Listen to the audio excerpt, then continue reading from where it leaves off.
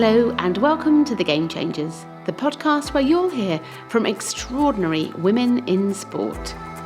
I'm Sue Anstis, a founding trustee of the Women's Sport Trust charity and the founder of Fearless Women, a company with a powerful ambition to drive positive change for women's sport. I am so grateful to Barclays for once again choosing to sponsor this series of The Game Changers, which will focus on fearless women in football.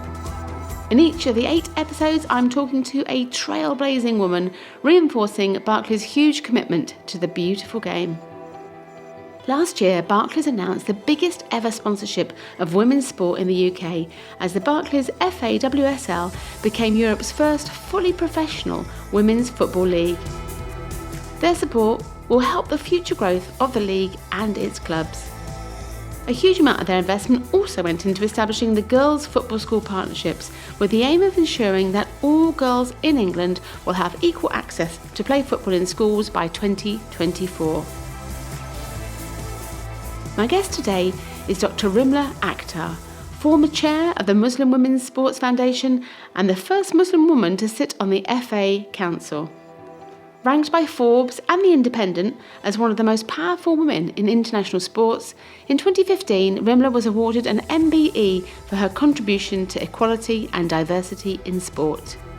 I asked Rimla about her home life as a child.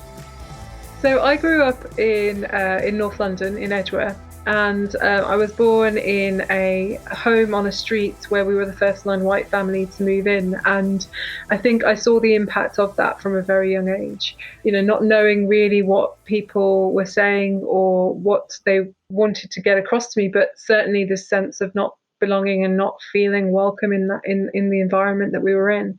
I grew up with the sort of instability in that sense, although stability was provided by my family, and 2 members of my family in particular were my brothers, my older brothers. You know, being the only girl, the youngest of 3, it was just a case of I would either join them or be left out, and my mother encouraged me to join them. And that meant, you know, playing football, playing cricket or whatever other sports it was that they were playing, I'd just join with them. And like I say, my mother, as a keen sportswoman herself, encouraged that. That's really how I got into sport, and I just loved it ever since. You see, Mum was keen on sport. What was her background? So she, back in Pakistan, where she's from, the city that she was in, her family's got a very much an army and navy sort of background, army and RAF background in Pakistan. So sort of the sense of being healthy and fit was always there. Her mother was a basketball player, not at a national level, but she played basketball. Her father was a hockey referee as well as a player. It's been in the blood, I think, for generations. And she was sports president year after year at her school. You know, I remember going to Pakistan once, actually, during the summer holidays, as South Asians tend to, growing up, and, there for about 4 weeks, and going into a particular room in my nan's house and all this stuff that was locked up in the suitcases. And I opened one of them up and I found all these trophies. And I asked my nan whose these were, and she said, they're your mother's. So I actually brought them back to London with us on that trip because I wanted to shine them and sort of find a space to put them in. But yeah, so she's been really into sport from a very young age. And was she therefore encouraging of you, and as much so as she was of your brothers playing sport? I think, to be honest, she probably encouraged me more than my brothers in every sense, not just in the sporting sense, to be better, to be the best that I can be. She was sort of like, the boys will do what they want to do, but I want to focus on you and you getting as far as your potential can help you reach. And I'm going to support that and push you as much as possible. So she's always been a driver along every aspect of my life. And my brothers, you know, have been extremely supportive of everything. I mean, they're older brothers, so they'll take the mick out of me when they want to, right? That's what older brothers do. Absolutely. And did you ever feel any frustration in terms of the opportunities they had to play? Because they went on to play football at Barnet, I believe, were they? Yeah, they were scouted actually for Barnet. This was all when Barnet were actually in I think it was the second division, the old second division at the time, I think it was. So they were scouted for the academy. But yeah, I guess I didn't really think about it back then because I was at school and I was really enjoying, you know, playing in my school teams. And so for me, I was having fun. I was also quite studious. So I was finding that balance between studies and playing sports. And for me, someone like me, you know, I didn't really have any role models to say that someone like me could make a career in the sports field. It was only something that my brothers could potentially consider, even though, to be honest, there weren't and there aren't enough Asian role models in football. But they were scouted. My mum supported them as much as she could. But I guess those opportunities, I didn't really think about them at the time, but looking back at it, of course, I would love to. I played county cricket, I played East of England lacrosse, could have gotten further, I believe, if the opportunities were easier to access and if there were more people that I could look to and say, yeah, I can do what she's doing. And I guess that's what I'm trying to create now is that diversity of female role models that any girl growing up can look up to and say, I can do what she's doing. And do you think things are different for young Pakistani girls in Britain today? I think yes. One of the things that I always say is that a lot of this depends, in my opinion, on the mother. And I feel that in my own life. And actually, when I was at the chair of the Muslim Women's Sport Foundation, the women and girls that we worked with, more often than not, we'd find that those that understood and appreciated sport and had a confidence when it came to sport, their mothers were into sport themselves. They understood the benefits of sport for their children, whether they're boys or girls. And so actually, what we're seeing is a shift in attitude amongst mothers of my generation and those coming after us towards sport and being fit and active and healthy. And there are many individuals and organizations across the country that are helping to shift that attitude. And I think that is then creating a space of it's great to be active and it's important that you're active. This Ramadan in 2020, our fasting month, my brother and I actually did like an online campaign to get people from the Muslim community active during Ramadan whilst they're fasting, which is a tall order if you think about it. On top of that, it's lockdown. On top of that, it's really hot. But it was successful because people understand the importance of keeping fit and active. And even if they haven't done before, they had a community in which they could do it. And I think that's what's really shifted the dial. It's the fact that the sports industry has learned through individuals like myself and others across the country who are helping them understand, how do you work with these communities? How do you engage with them in a way that works for them? So that's helped. But I think the barriers still lie in terms of the pathways to the elite level. There are many individuals, we're seeing them come across sports media now. We're seeing more and more Muslims and Asian girls across sports media. We're starting to see a few more in the coaching space, but not so many able to make it up that pathway to the highest levels of actually being a performance athlete. And that's something I think is partly due to that attitude of sport not being a career because we don't have the role models there, the chicken and egg sort of situation. So can I really make a career of this? But mainly, I think because the pathways aren't inclusive enough. So the way that sports actually access their talent and where they choose what pool of talent they go to, I think that's a massive issue that still needs to be dealt with. And therefore, for me, the elite performance pathway is still a massive issue.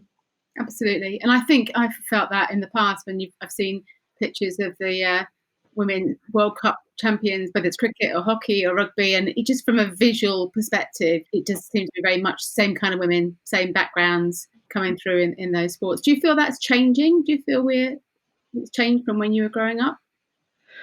I certainly think that there are pockets of good efforts and individuals who in their own right have just been awesome in getting themselves seen and heard and then included.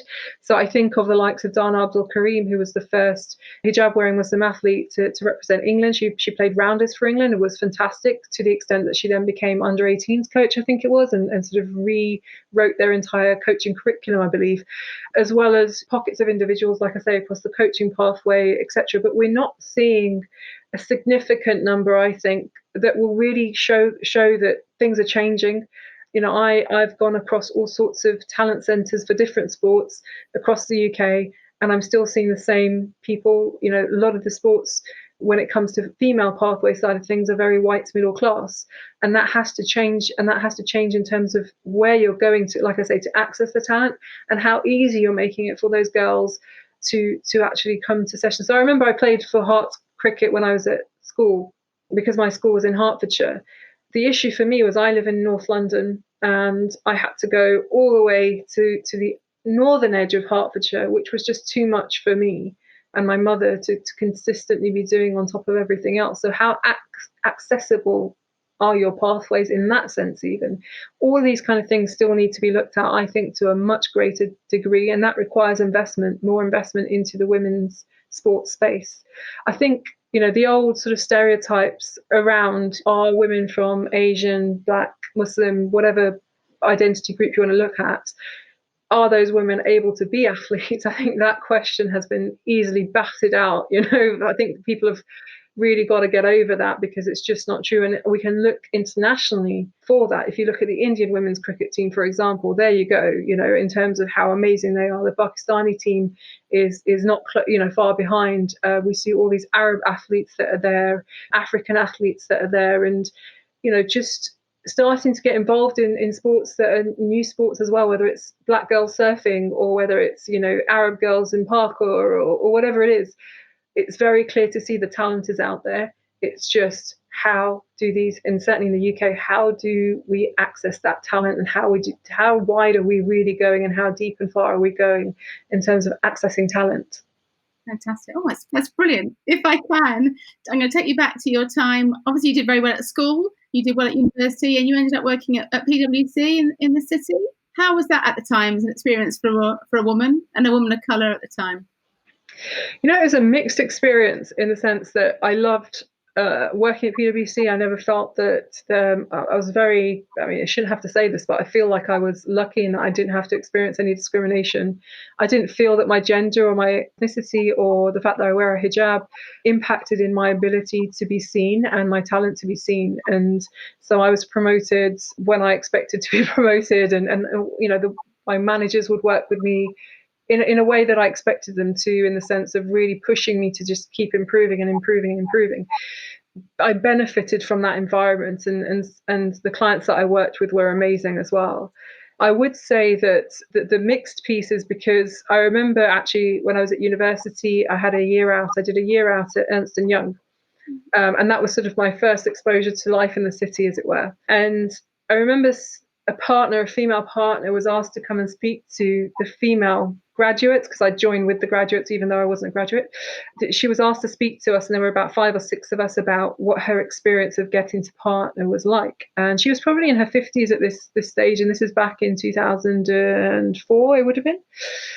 One thing that sticks in my mind from what she said was, she said that she had to choose between becoming a partner and having a family. And that broke my heart, first of all, for her, first and foremost.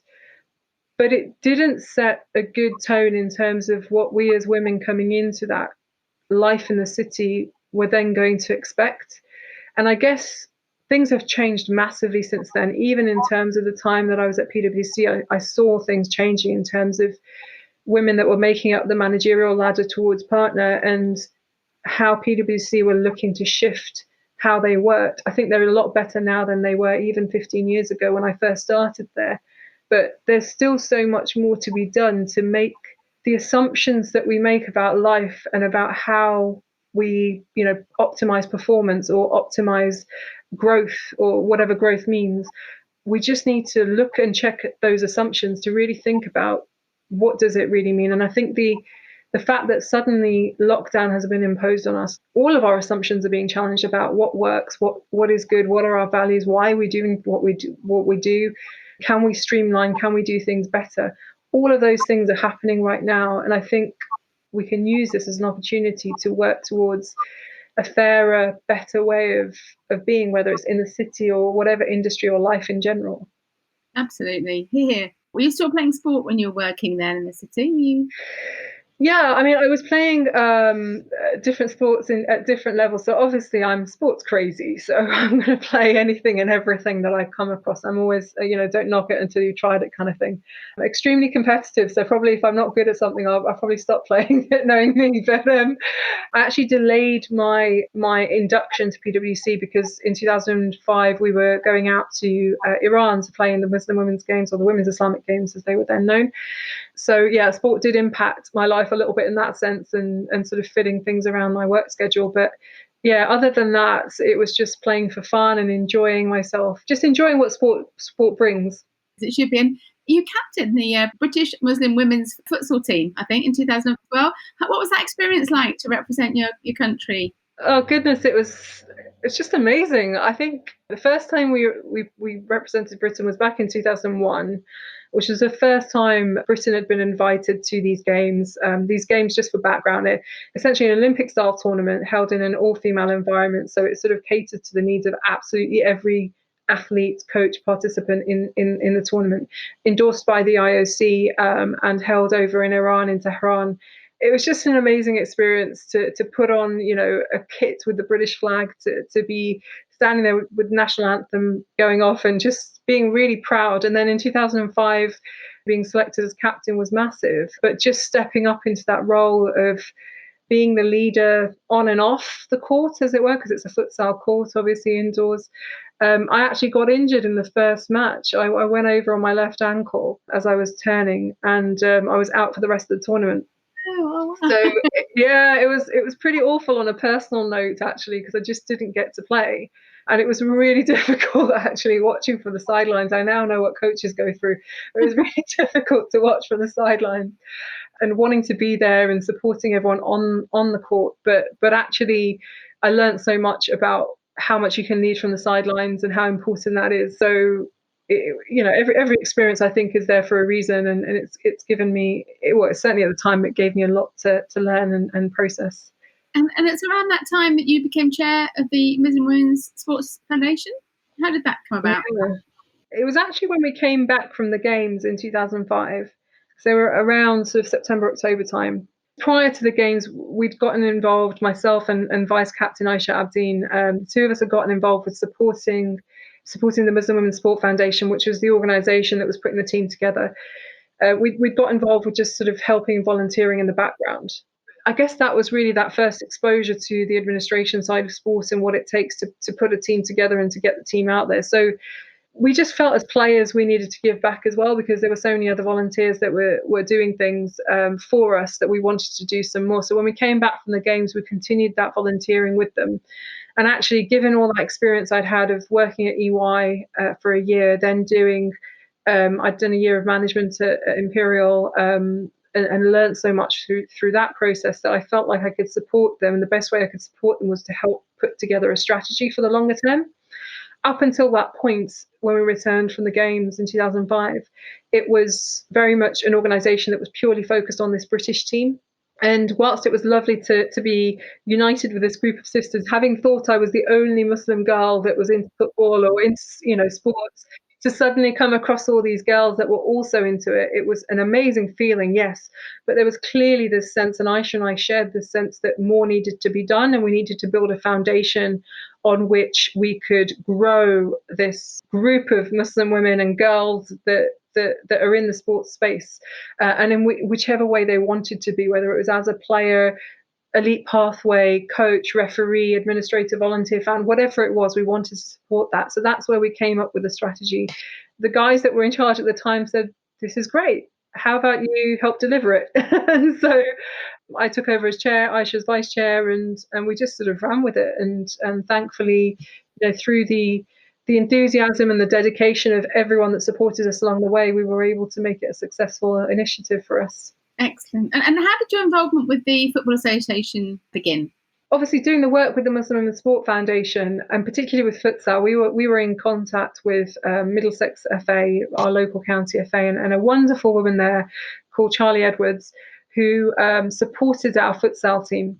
It was, I guess, through her recommendation, the FA, when they were back in Soho Square, so quite a long time ago, they were having their first ever sort of gathering of women from ethnic minority communities with Kick It Out. They'd organised this day to bring women from ethnic minorities together who were in the game. And so the FA asked us to present our project as best practice, what we were doing at the foundation. On a personal note, that began my journey in terms of in the governance and leadership space of sport, but also from a foundation perspective, the Muslim Women's Sport Foundation was able to access a large pot of funding thanks to that one presentation, because the people in the audience saw what we were doing and thought, we have to fund you. So it was a really fantastic day for us. So that's really where the journey began. Started to be asked to come in and advise them on in different groups and in different situations. That's where, really fast forward to 2013, the Inclusion Advisory Board that was set up at the FA, and I went through the process and got selected for that, and that's where it's come from, really. And then you became the first Muslim woman on the FA Council itself. How daunting was that at the time? Did you feel that you were ready to join the council? I think I didn't think about the impact and the significance of that moment, in the sense that I'm the first Muslim or Asian woman on that council. There was a personal sense this is a little bit daunting because of everything that I'd heard about the council and the people on the council. I'd heard that this was a space for, white men in their 70s and 80s. And you get this sense of what it might look like or feel like based on, I can say from my past experiences as well, growing up. And so in that sense, a little bit daunting, and you kind of fearful whether it's a space that you can enter. But actually, what ended up happening for me was I did doubt initially, because the process is that you get elected by your peers on the inclusion board to the council to represent them on the council. So I had to go through that process, but I had to put myself forward. And really, for me, I doubted whether I was ready to go onto that council, not because of what I thought I would bring, but because I was thinking about whether the council would be ready for me. So would I be included? Would they see me beyond this piece of cloth that I wear around my head? Would they see me beyond my age, actually? All these kind of things. And it was one particular individual at the FA who's a friend, and I asked her and I said, do you think I'm ready? And she said, yeah, why not? There was no doubt in her mind at all, which then gave me the sense of, yeah, I can do this. Was the makeup of the council as you anticipated, and did they listen to you and respect what you were saying? 100% for question one. When I joined, it was about 100 odd people on the council. I was one of 4 women, and two were from counties. One was Heather Abatz, who's on the board, and myself. And then there were 3 other people of colour. So Heather, myself, Paul Elliott, who joined soon after, actually, so he wasn't even there when I joined, and another individual who was from the women's game. So there's 4, so really small percentages you're talking about there. And, the significant stat is always the one that I say. I was probably less than half the average age of the council at the time. Certainly the youngest member to have ever joined at the time. Thankfully, we've got younger members that have joined since. Yeah, it was exactly what I expected in that sense. In terms of being listened to and heard and accepted, I was definitely accepted into the fold. And actually, I can point to a few individuals who are from that male, white 70s and 80s background, who showed me the ropes, as it were, and helped to integrate me into the systems and the way they currently work. Not that it meant that I would not want to change things, because obviously I would, but certainly this is how things are done, and getting used to that and being heard in that sense, and helping to actually promote and push me behind the scenes, I think, as well. Even though I've not been able to confirm it to this day, I'm pretty sure that 1 or 2 of them in particular were really, being my voice when I wasn't there, speaking in support of me, and actually things that I was suggesting to them to be done, they were picking up on that. So one of the things I can point to as an example is that soon after joining, and then Paul Elliott joined soon after as the second representative from the Inclusion Board and Council, we had this look at the governance structure of the FA and looked at the fact that there's a national game board, and there's a professional game board, and there's a women's football board that sit under the main board, where clearly there's a need to understand inclusion matters. And so, we spoke to the then chairs of those boards, and we said, we'd like to have representatives on there. We'd like to get people onto there from outside of the current circle. They took it and they ran with it, and they said, yeah, let's do it, straight away, support for that. And to look at where we were back then in 2014 when we joined the council to where we are now, where if you look at the council right now, the diversity of that council is just in stark contrast to when I first joined, in terms of the number of women, the number of, still needs to be a huge increase in terms of ethnic minorities on there, but there's been an increase, which is great to see. Young people coming on, not just because they've been placed on, like myself or Paul or someone from the youth council, but because they're coming naturally and organically through the processes. That's been great to see. All of this change is just good to see. There's a lot more to be done, but we've been able to see that change, and I would hope that's largely down to the push that myself, Paul, and everyone else that's now on that journey of inclusion and diversity with us is also pushing towards. Fantastic to hear. And you've obviously sat on a number of different boards and do now. What kind of board member are you, would you say? Oh, I think I take on different personalities, depending on the situation, to be honest.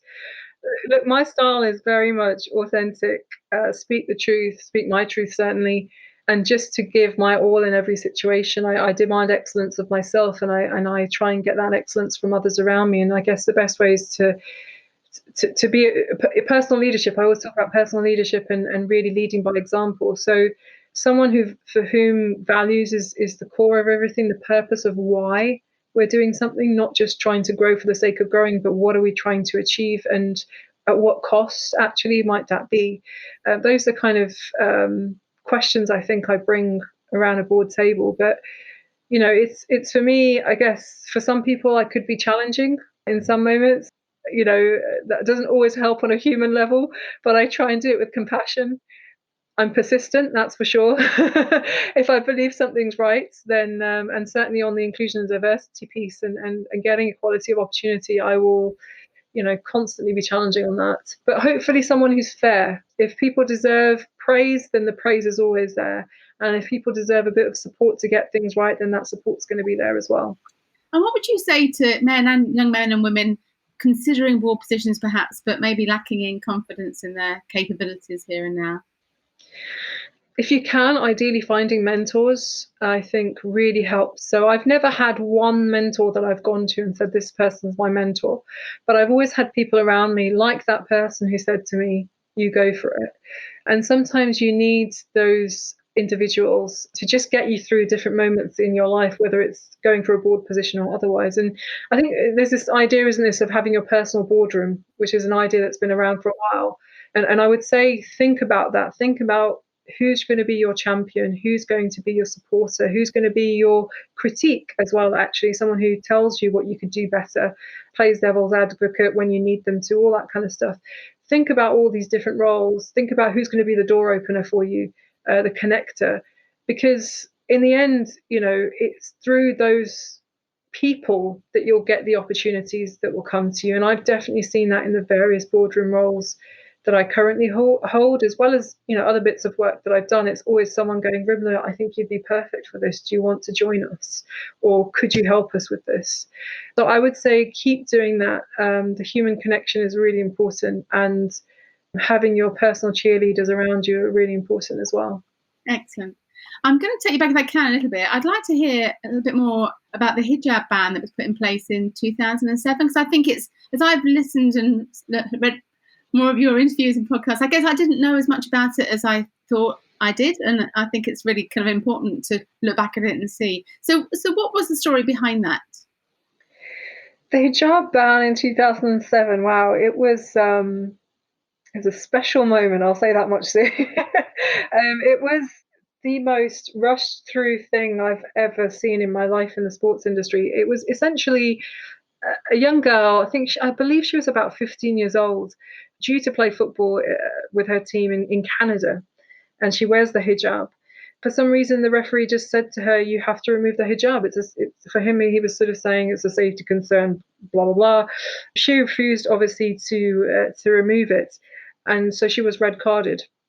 So the referee decided to send her off because she refused to remove her hijab. That obviously created this sort of uproar, and it went from being a local Canadian issue to a national and then an international issue. And it just so happened that at the time of this, I think about a week after the incident or so, something like a very short time scale afterwards, there was a meeting of IFAB in Manchester. And IFAB is the body that is a part of FIFA, the International Federation for Football, and they set the laws of the game. I think at that point in time, there was no specific law that prevented the hijab from being worn. And however, they decided, this group of 8 individuals, and you can imagine the demographic of those individuals, decided in their wisdom to say that the hijab was not allowed on the pitch, on the field of play. But it wasn't just the hijab, actually. It was actually any form of religious statement or expression on the field of play, and therefore hijab was determined as this religious expression. The turban would also be the yarmulke, the Jewish cap the men wear. That was also determined as a religious expression. So all of these would be banned. But clearly the greatest impact would be on Muslim women, because there are many more Muslim women playing football than there are Sikh men with the turban, etc. Or that's how it came across at the time.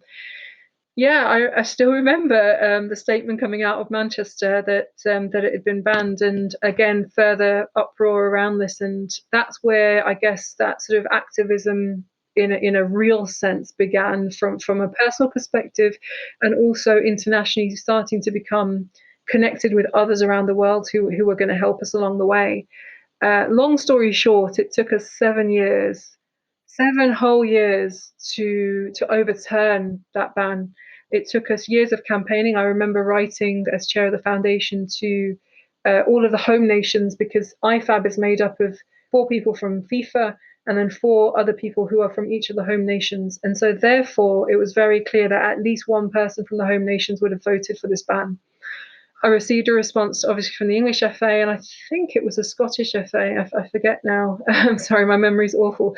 But I received responses from 2 out of the 4 who were very supportive of my position, obviously, and particularly through the English FA and Sue Ravenlaw, who was then head of equality at the FA and safeguarding, who supported and pushed as much as she could internally with the English FA to do what we could to try and influence at the FIFA level.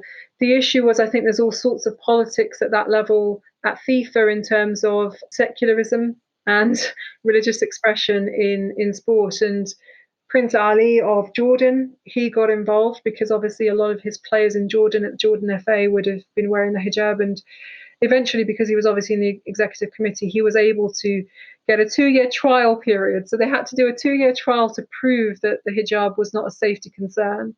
And once we went through that process, the medical committee checked it all, that's when the ban was overturned. However, one thing that's always struck with me, and I've been told not to touch it because there might be problems, problems might resurface, but I still struggle with it. And that is that they had to argue that the hijab was not a religious garment, it was a cultural garment. And that to me is totally against, what anyone outside of Muslim majority countries will say. Because someone like me, it's very much a religious expression. It's an expression of me and how I choose to live my life from a religious aspect.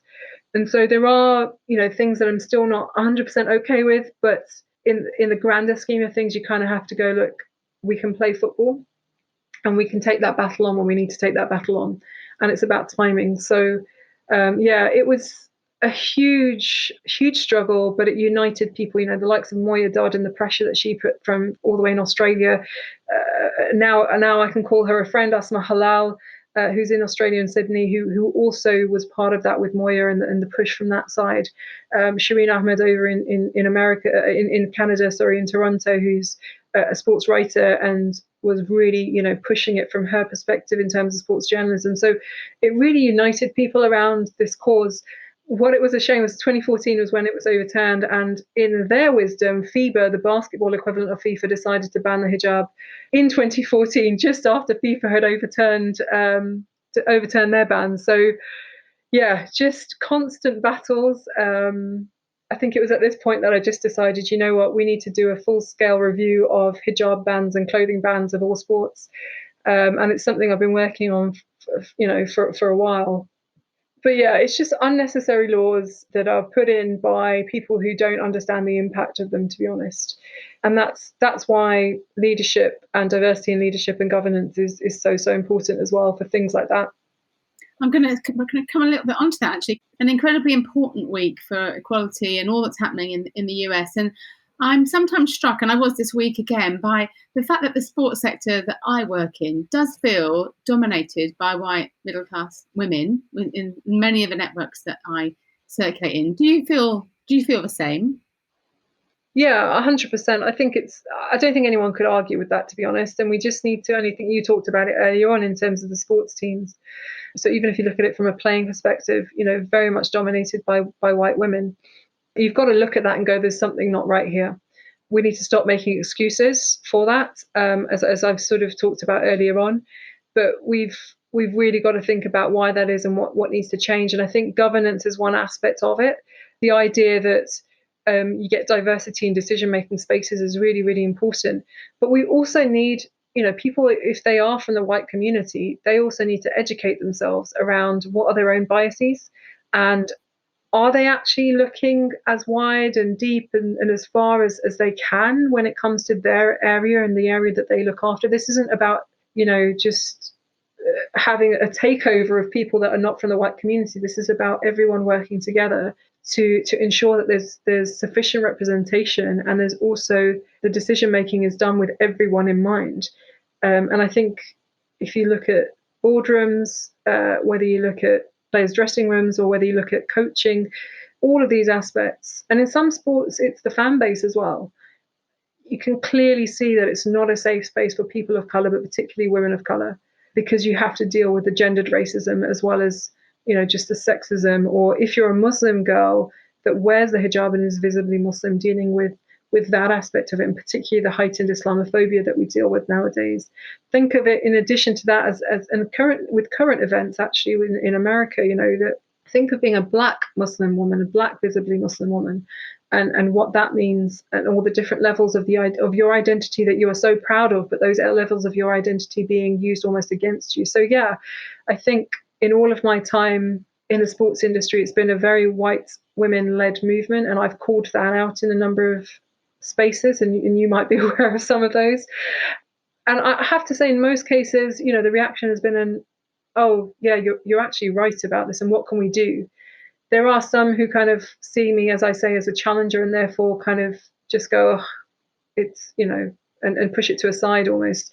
But I'm more interested in where we can create change and working in spaces that are mutually collaborative to change that. And I'm starting to see those changes now. So I remember getting a group of women from ethnic minorities together, I think it was about 5 years ago now.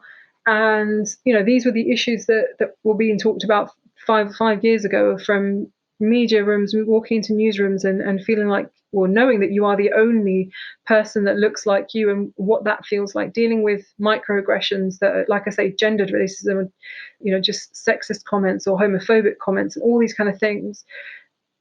Walking into a space and not knowing how to tackle that, how to deal with it, knowing that if you speak out, actually, does that mean your career is going to be at stake here? The repercussions of dealing with that. I mean, I think John Boyega spoke recently at a rally in London, and he said, look, I don't know if I'm going to have a career after this, but bleep that is basically what he said.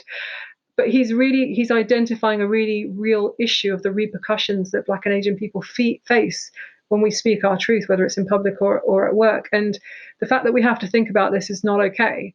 And like I said earlier on, I know I'm seen as challenging by some, but I've learned to accept that, because to me, it says more about the people on the other side than it does about me. All I'm working towards is equality of opportunity and respect for our communities, which is something I'll never apologize for. So it's about not having to do those things. And I think whether you're white, Black, Asian, whatever, we need to create an environment where the diversity is celebrated and difference is celebrated. And we can only, I believe, do that if we actually go outside of our circles and start to positively and proactively seek other opinions, and seek people from different backgrounds with different experiences and bring that together. I think it only just adds value to who we are as people and whatever organization it is we're working with. Wonderful. Thank you. Fantastic words. Can you tell me a little bit more about your work at the moment with Sport England and Get On Board? I think that kind of reinforces what you're commenting on there. Yeah, so we at Ripton Consulting, we took on a project with Sport England, which actually fell out of the meeting that we had with women from ethnic minorities, because we didn't want to just moan about all the issues that we're facing. We wanted to really think about what needs to be done. And a couple of key areas were education for the sports sector in terms of what needs to be done from their side of things. but also mentoring and support and that sort of thing of knowing how to navigate, your career and knowing how to really make your way up and smash through the multiple glass ceilings that you face as a woman of colour. When I presented that to Sports England, we had the code for governance that came out a few years ago from Sports England and UK Sport, which recognised that, it said that you needed, 30% gender balance on your boards was the target that they set. But I was disappointed that there wasn't such targets. If you're going to set a target for gender, then as far as I'm concerned, you need to set a target across diversity and the different strands of diversity. And so I was really disappointed, particularly considering that there's such a small number of ethnic minorities on sports boards, even when the code was being put together and even now. And so we spoke, Sports England and I, and we spoke about the fact that this was disappointing, the fact that we needed to do something. And I know that there was this sort of move from within as well to do something about it. Let's address the fact that we need more diversity, full stop, on our boards. And so that's where the programme that Perrott Laver actually won the bid to deliver. They put this campaign together to produce a board-ready list of diverse candidates for boards, because it's one of the things I'm sure, Sue, you've heard as well, when people say that they want more diversity on their boards. If you say to someone, you challenge them that, you should have more diversity on your board, they'll turn around and say, oh, we don't know where these people are, we can't find them, and can you help us, and all that kind of stuff. And we just almost needed to call their bluff and say, look, here's a list of over 100, take your pick. So that's what we decided to do. Perrott Laver, like I say, led that, and a consortium of partners, including Rimla Consulting. We were tasked by Sports England really to focus on women for ethnic minorities, specifically based on all of that stuff around mentoring and support and guidance. It's not to say that there was anything wrong with the women. The women were absolutely fine, but it was about navigating the industry, which can be hard, especially when you're on your own. That's where it came from. We had 12 women on the programme who were from different industries, actually, sports people included in that as well, but from the arts, education sectors. They just did fantastic, and over half are on boards or are ambassadors at boards. Another quarter are currently waiting. They're sort of on hold because of COVID, but hopefully they'll be on boards very soon as well. Excellent. Oh, it's so positive to hear. And you've recently joined, not that recently, but joined the board of the RFL. And they were one of our clients actually many years ago. What a lovely bunch of lovely people, lovely sport, lovely community. So I've almost asked my own question now. I was going to say, so why did you choose? I think, you just said it, didn't you? I was 100% honest to them in my interview, and I'll be the same here. That I've heard of Super League. I've seen it on Sky, but I'm not a rugby league person. I'm from the south. I'm from London, and rugby league is definitely not in London. I'd grown up watching Union, which was not the best thing probably to say in an interview with league, but it was the honest truth. But what happened was actually, before applying, the more I spoke to people in the rugby league space, whether here in the UK or abroad, the more I just realised that the values of this sport are so aligned to who I am and what I'm about. And when I talk about values, I talk about respect, I talk about integrity, I talk about community. I think about inclusion. I think about, just being a really real sport, and not just, in a touchy-feely kind of way, but just practically in terms of what they're about purpose-wise, the difference that they make to the lives of the people that they engage with. And even the sport itself is a proper sport. I mean, I'm not going to make comparisons to Union, but it's a proper sport. So, just so many good things. I just thought this is an opportunity I don't want to lose out on. And I'm just really grateful that they selected me to join their board. Look, they'll be the first also to recognise that they're a very inclusive sport, but there are areas that they have to develop in as well. And that's something that I can support them with. And I'm doing currently. So really enjoying the journey thus far, but they are just a great bunch of people who, this means more to them. Excellent. That's so true. And it's fantastic that the World Cup is so inclusive in terms of women's, the men's game, the wheelchair games all taking place too. It's great to see that as a sport as well. Yeah. Which other sport can boast that? Absolutely. It just goes to show what they're about. I'm going to finally come to a couple of questions, if I can do. Looking back across your career, for others that I guess, aspiring to be where you are in the future. What do you feel are some of the biggest challenges you faced in your career? I would say, and I think this is partly because of the type of my character, I guess. I tend to look inward a lot, and I'm my biggest critic. So I really don't need other people to criticize me, but I do get that sometimes as well, which is fine. But I am my biggest critic, and I think that oftentimes that can translate to not always going for positions, not pushing myself as far as I would like to, as I would hope to, more than anything else. And so I think in terms of challenges, they've always been on a personal level. So my attitude is very much that the structures and systemic discrimination, structures of inequalities exist. I know that they exist, but I want to focus on what I can do. So it's that thing of personal leadership. What can I do to navigate around them? It's something I shouldn't have to do, but I will do it in order to then, I guess, try and dismantle some of those structures as much as possible with friends and colleagues who can help me do that. So I guess in terms of challenges, it's personal challenges in terms of not doubting myself and what I'm able to do, not being distracted by the noise and the clutter that's out there, and just being focused on what the end goal is.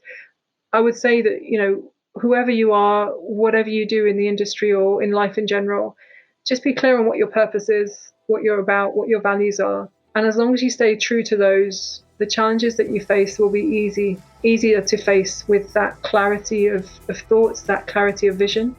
And so for me, challenges aren't challenges, they're just an opportunity for me to work through and come out the other side even better. Thanks so much to Rimla for taking the time to talk to me. It took a few months for us to find a time to record this podcast. She's clearly incredibly busy with her various roles, but I'm really pleased I persisted, as she has so much wisdom and insight to share. If you're enjoying the Game Changers, it would be great if you could take a moment to review and rate the podcast. These ratings really do make a big difference to how the podcast is ranked and how likely other people are to find them. Thanks once again to Barclays for supporting this series of The Game Changers. And thanks also to Sam Walker, our rather brilliant executive producer. You can find out more about all the guests from this and the previous series at fearlesswomen.co.uk. Next week, I'll be talking to Dame Heather Rabatz, former chair of Millwall and the first woman to sit on the FA board. Heather now heads the Women's Sports Group. So, as well as discussing her career and advice for leadership, we explore the future of commercial income for women's sport from rights deals and sponsorships. I mean, it always strikes me when you look at the bench that you see an array of white men. You hardly ever see, certainly, any other women or black people participating. And that's echoed across virtually all of the clubs, despite the fact on the field of play we have this amazing diversity. The Game Changers. Fearless Women in Sport.